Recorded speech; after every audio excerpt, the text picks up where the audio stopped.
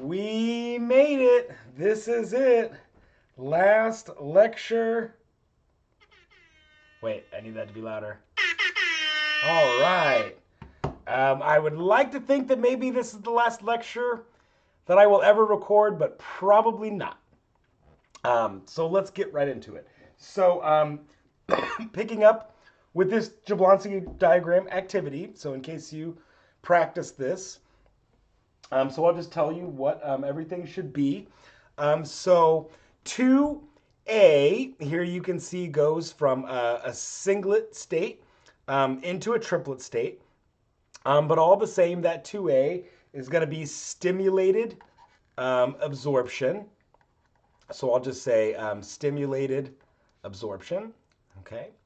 Oh, I forgot. Why did I start with 2A? That's hilarious.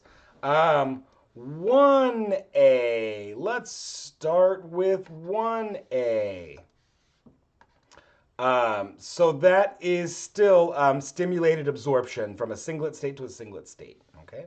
And then now 1B, you can see, is going to be fluorescence. Okay, because it's going singlet state to singlet state, but now the emission is a smaller energy than the excitation. Okay, so 1C is internal conversion. So it's going from a non-radiative transition, and the way we know it's non-radiative is because it's vertical on this line, or excuse me, horizontal. So it's not changing energy. So that is, I'll say, internal conversion. 1D, you can see, is another non-radiative process. However, because it's going from a singlet to a triplet, that's got to be inter-systems crossing. Okay. And so then we have 1E. Oh, and excuse me, 1E corresponds to this, and 2B corresponds to this. So 1E is just simply non-radiative transition of energy. Okay. So now 2A, that one is also stimulated absorption. 2B right here, that's going to be phosphorescence. Because it's going from a triplet back down to a singlet, and the emission energy is less than the excitation energy. 2C is another non-radiative transfer, and you can see that that's also going to be intersystems crossing, going from the triplet state to the singlet state. Okay. Okay, so moving on, let's get into the lasers. Okay. I have a visitor right here. What do you want? Of course, he wants to come here and bug me on my very last lecture I'm recording. Ethan, you want to say hi to everybody? Hi. Say hi to the YouTubes. Hi. Okay, go away. I'm just kidding. You can grab a game if you want. Okay, I'm just carrying on. So let's talk about lasers. Okay, so laser is an acronym that stands for light amplification by stimulated emission of radiation. Okay, so let's go through this acronym. Okay, so where do we get the stimulated emission from? Okay, so here are two examples, a 3-level laser and a 4-level laser. Okay. So in the 3-level laser, some source of energy that we call a pump promotes everything to some excited level. And in this case, an I is used here to stand for intermediary level. Hey, go away. I'm recording a video. Get out of here. I'll be done soon.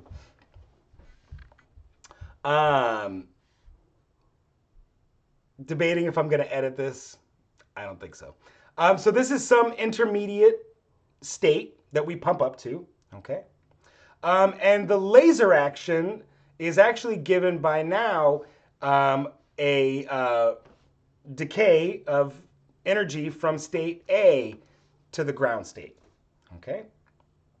And so what that ends up creating, having this as a minimum of a 3 level, makes what we call a population inversion. Okay? So we know that normal thermal equilibrium suggests that 99% or more of everything is in the ground state, right? And we might have one molecule out of a million that's in an excited state. But when we do this pump, the goal of this pump is to create a population inversion. And the way that this population inversion is created is through this either 3 level or 4 level system. So the way that this works is the pump occurs very fast, okay? The laser emission is also typically very fast, but then the decay from this state I to state A is typically slow, okay? And so what that means is it creates like a stopgap, if you will. So we can pump everything up to this excited state really quickly, okay? There is a non-radiative transfer of energy from state I down to state A, and that's slow. And then, of course, as soon as the molecules get into state A, they jump back down to the ground state very fast, but then return back to the state I really fast, okay? So there's a lag time as these things go round and round, which leaves the ground state depleted, okay? And what works even better at creating a population inversion is a 4 level laser, okay, for the same argument, right? We recognize that these steps will be really fast, the steps that involve emitting light, and the non-radiative transfers will be fairly slow. And so what this ends up creating is, again, another kind of lag time for things to accumulate in this upper level, okay? So that's the stimulated emission part. Where does the light amplification part come from? Well, as we create this population inversion, when everything is falling back down to the ground state, those will all have the same frequency, right? Because we're talking about the same energy level. And the size of this laser, so this is what we call the laser cavity, it is created as a very specific size, and that size are going to be half integers of the wavelength from the laser action. And so what that means is, because only integer waves can fit in this box, they constructively interfere to amplify the amount of light emitted, right? So all of these right here will say constructive interference, okay? And that's based entirely on this cavity size. If we just create some laser cavity with arbitrary dimension, we're not going to necessarily get laser action out of it. So each laser has to be uniquely designed based on the wavelength of the laser action and making, some cavity, right? We call it the cavity, but it's really a box that contains the molecules that we want to create a laser from, okay? So that's how we get the amplification of light. So here are a couple examples. So this is the classic, what we call the Heaney laser. And of course, do I have my Heaney laser pointer here? No, I don't. So you have all seen and probably even used a Heaney laser. That is the classic red laser pointer that we kind of see commonly, right, used, okay? So those are created, so the laser cavity has a ratio of helium and neon. And the reason for that is, as it turns out, helium is really good at absorbing the pumping radiation. and a stopgap is created. So a population inversion is created from helium colliding with neighboring neons. And you notice the helium is way in excess. So it will inelastically collide with a neon and leave the neon in an elevated state. And there's a delay there, right? Because we're actually waiting for the molecules to diffuse around and collide, okay? So that creates the population inversion in the helium neon laser. And then now you get actually several strong lines from the neon emission. So the most famous one, the 632 nanometer, right? That's our red Heaney laser that we're so used to seeing. And that actually comes from neon relaxing from the 2p5 5s1 down to the 2p5 3p1. This is your exam, what was that, 3 that I tortured you guys all with, right? And you can see there's no laser action that comes from that line. So the principal line that we get is from this upper level. Okay, so you can also get an infrared line, a 1.2 micrometer, or even a 3.4 micrometer, if the cavity were designed correctly. So we could totally get infrared laser frequencies out of our Heaney laser if the cavity were some resonant mode. So that's what we call these things. Yep, resonant mode. And resonant mode meaning some half integer wavelength of the laser action. Okay.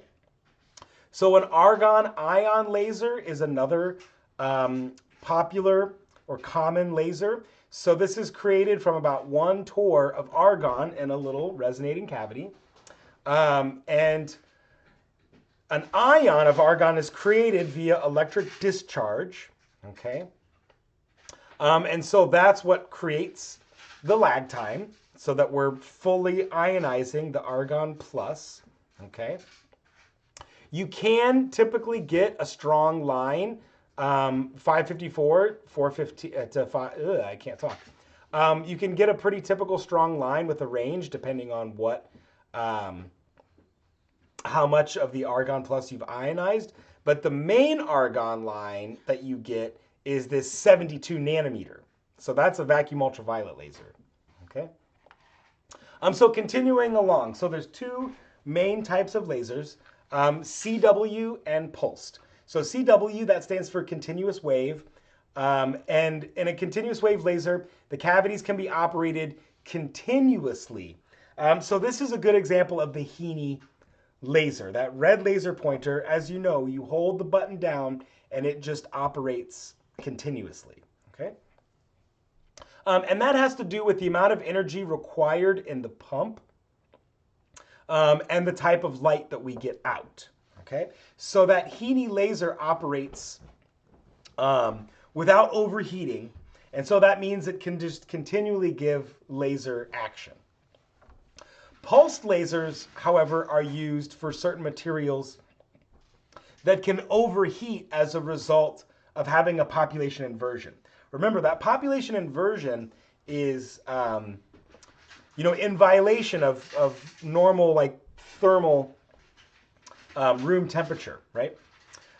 So some materials can get really, really hot when you create a population inversion like that. So hot that it can actually start melting the electronics in here. So typically with those types of lasers, you have to do a pulsed laser, okay? So in other words, what you do is you allow light to build up. You allow that population inversion to build up, and you release this switch that allows all of that built up light that's, resonating. So you can see with the switch, it makes it non-resonant. So that switch is going to be somewhere that it won't allow those wavelengths to amplify. Okay, but as soon as that switch is turned off, you can see the distance changes as indicated by the figure, and that gives you this very rapid and instant pulse of light emanating out of the laser. Okay, so typically in a system like this, you'll have, this is what we call the laser train, or sometimes it's called the pulse train, okay? Because if you're operating your switch at a regular frequency, which you would be, okay? So suppose we're operating that at a frequency of 1 nanosecond. So that would be, you know, if the time between peaks, as indicated here, was 1 nanosecond, that would mean that I would be operating this thing at, you know, 10 to the 9 hertz, right? That switch would be opening 1 billion times a second to allow a pulse of light to come through once every nanosecond. So that would start creating my pulse train. But also there's going to be a certain amount of time that that switch is open. And that amount of time is typically going to be really, really short. Okay? And that's also based on how much time it takes for the laser action, right? For the lifetime of that excited state in the laser action, that's going to decay really fast. So you can see, as this figure shows, you might get a pulse every 1 nanosecond, but the pulse width might be 1 picosecond. So that's 10 to the minus 12 seconds, and that's 10 to the minus 9 seconds. Okay? And as it turns out right now, a picosecond width is quite slow. So we are in the era of attoseconds with current laser technology. So that is 10 to the minus 18 seconds. So I think at this point, one of the fastest laser pulses ever created was around 100 attoseconds. So in other words, like if I zoomed way in on this pulse, the fastest one to date is about 100 attoseconds. So that's 10 to the minus 16 seconds. And that has been designated as the fastest man-made event ever. 100 attosecond laser pulse, right, is the fastest human-created event ever, which is really cool.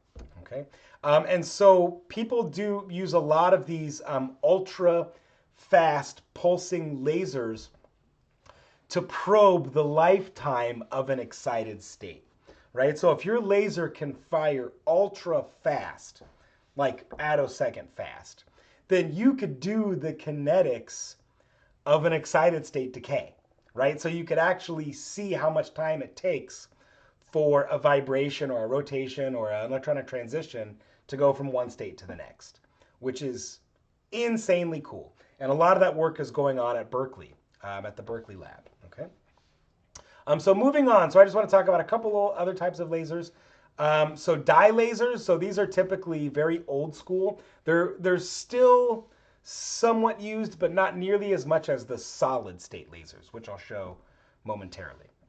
Oh, and by the way, of course, as you might have guessed, right, these are gas phase lasers, right? Being that we're using argon and helium and neon. So the little cavity is just filled with these gases, okay? So dye lasers take advantage of fluorescence. So here you would have a dye that is a good fluorophore, okay? So something with really strong and intense fluorescence.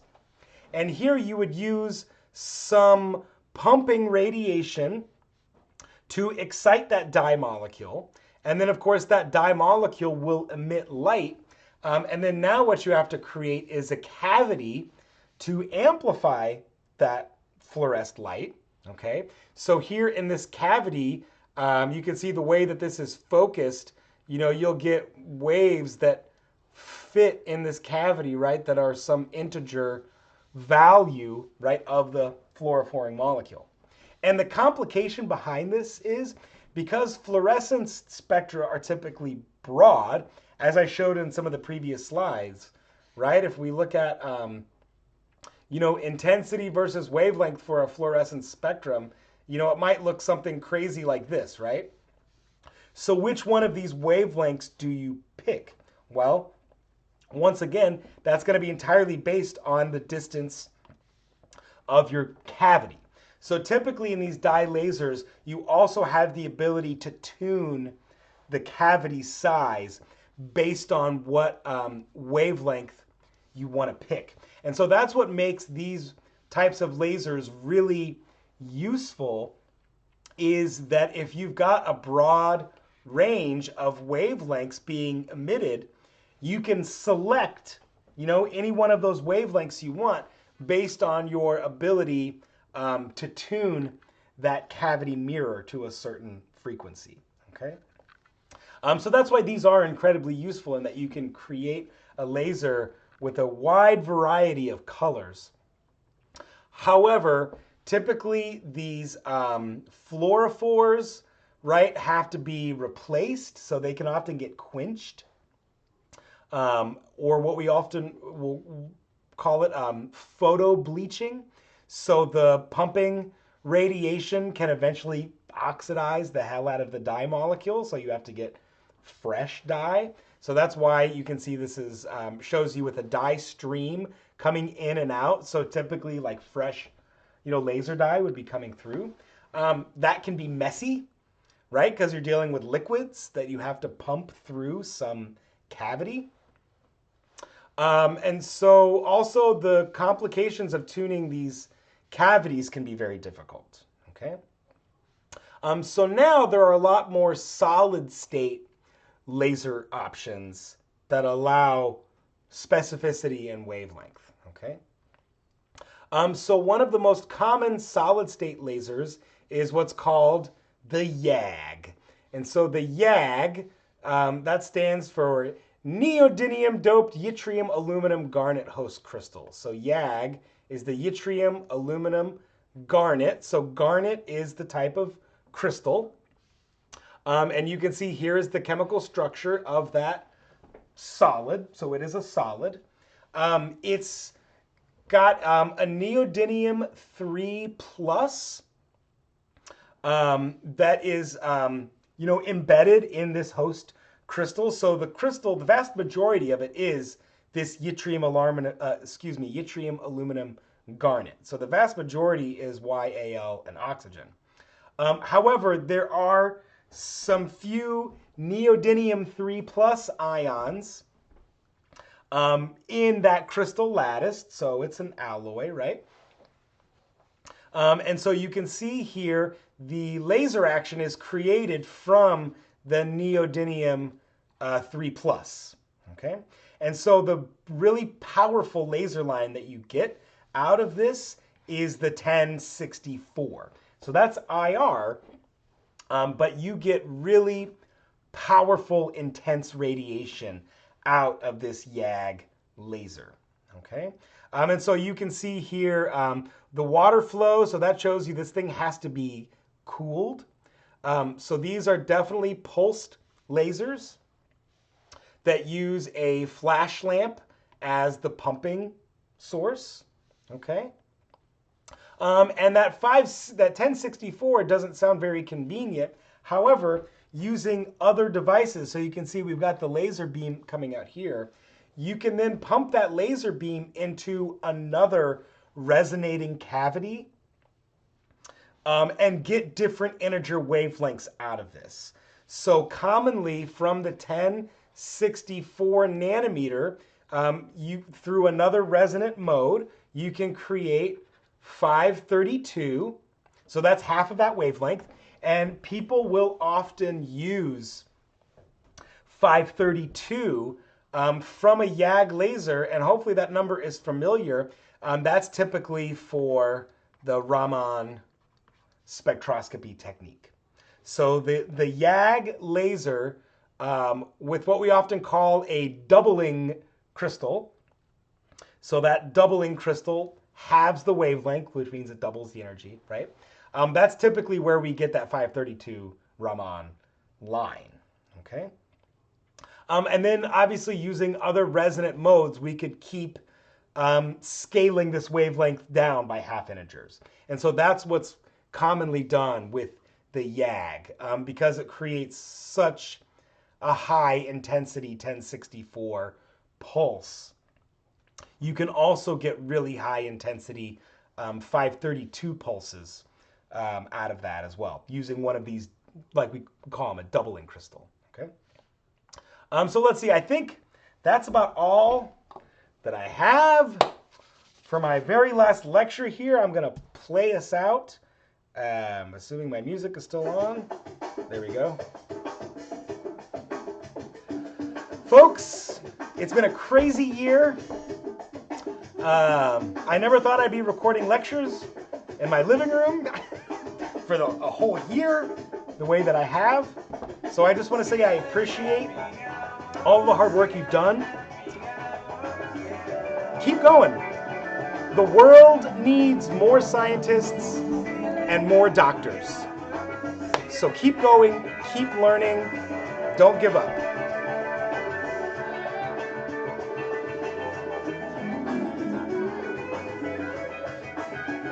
Okay, folks.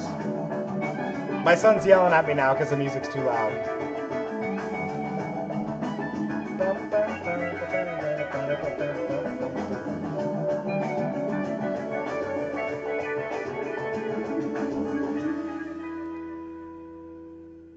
Okay, bye-bye, folks.